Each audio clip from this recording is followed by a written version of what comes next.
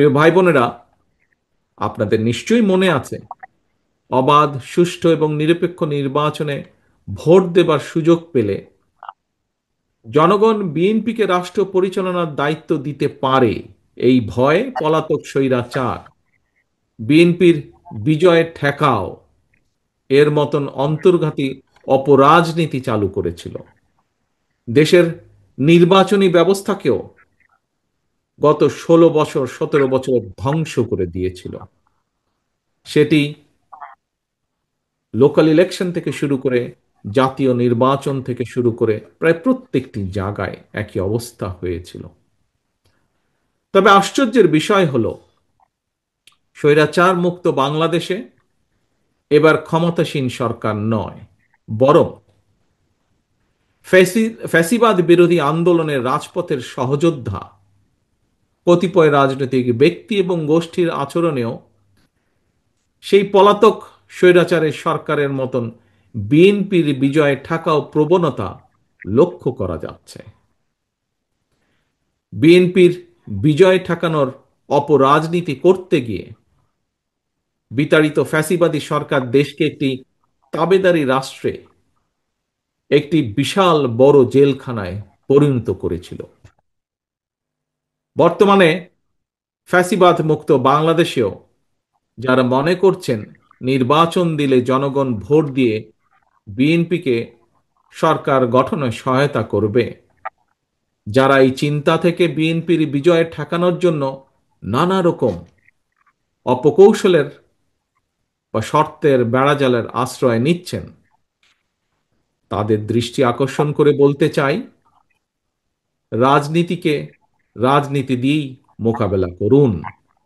জনগণের শক্তির উপরে আস্থা এবং বিশ্বাস রাখুন। বিএনপির বিজয় যদি জনগণ দিয়েই থাকে, সেই বিজয় ঠেকাতে গিয়ে জনগণের রায় প্রদানের পথ রুদ্ধ করবেন না। প্রিয় ভাই বোনেরা, বাংলাদেশে জাতীয় নির্বাচনে পিআর পদ্ধতি নিয়ে অনেকেই অনেক কথা বলেছেন। আমিও এর আগে সংক্ষেপে কিছু কথা তুলে ধরেছি। আজ আবারও সংক্ষেপে আপনাদের সামনে কিছু কথা, দু একটি কথা এ ব্যাপারে আপনাদের সামনে তুলে ধরতে চাই।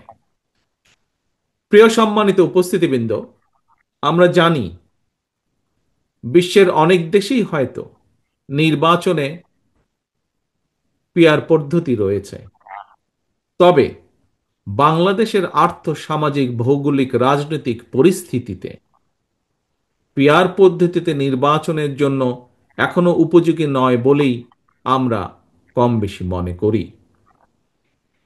কাকে কিংবা কোন ব্যক্তিকে কোন ব্যক্তিকে ভোট দিয়ে নিজেদের প্রতিনিধি হিসাবে নির্বাচিত করে সংসদে পাঠানো হচ্ছে, অবশ্যই জনগণের সেটি জানার অধিকার রয়েছে। কিন্তু প্রস্তাবিত যে পিআর পদ্ধতি, এই পিআর পদ্ধতিতে কোন ব্যক্তিকে নির্বাচিত করা হচ্ছে, জনগণের সেটি জানার পরিষ্কার কোনো সুযোগ নেই। যে কারণে রাজনৈতিক দল বা ব্যক্তি বা যে কোনো রাজনৈতিক দল বা ব্যক্তি জাতীয় সংসদে কিংবা সরকারে প্রতিনিধিত্ব করতে চাইলে অবশ্যই তাদেরকে জনগণের মুখোমুখি হয়ে জনগণের আস্থা বিশ্বাস অর্জনের মাধ্যমে জনগণের রায় অর্জন করা জরুরি। প্রিয় উপস্থিতি, পিআর পদ্ধতি এবং আরো দু একটি ইস্যুতে গণতান্ত্রিক রাজনৈতিক দলগুলোর মধ্যে কিছুটা ভিন্ন মত রয়েছে। এই ধরনের ভিন্ন মত গণতান্ত্রিক বিশ্বে স্বীকৃত, এটি গণতন্ত্রের সৌন্দর্য। তবে বাস্তবতার নিরিখে প্রতিটি ইস্যুই সময়ের সাথে সাথে সুন্দরভাবে সমাধান হয়ে যাবে বা সমাধান করা যাবে বলে আমি বিশ্বাস করি, ইনশাল্লাহ। যার যারা আসন্ন নির্বাচনকে সামনে রেখে পরিস্থিতি ঘোলেটে করার অপচেষ্টা করছেন, এর মাধ্যমে আপনারা হয়তো নিজেদের অজান্তেই গণতন্ত্রের উত্তরণের পথকে বাধাগ্রস্ত করে তুলছেন। একই সাথে পতিত, পরাজিত, পলাতক স্বৈরাচার পুনর্বাসনের পথও হয়তোবা সুগম হচ্ছে। রাষ্ট্র এবং রাজনীতিতে জনগণের অধিকার প্রতিষ্ঠার লক্ষ্যে অন্তর্বর্তীকালীন সরকার আগামী ফেব্রুয়ারি মাসে জাতীয় নির্বাচন অনুষ্ঠানের সম্ভাব্য সময় নির্ধারণ করেছে।